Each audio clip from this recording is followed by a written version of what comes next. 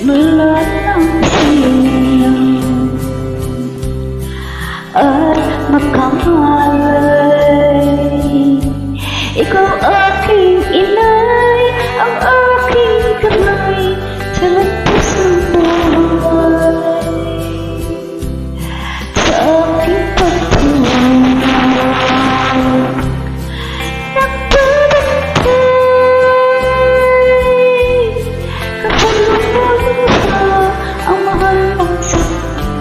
ika'y tumulong.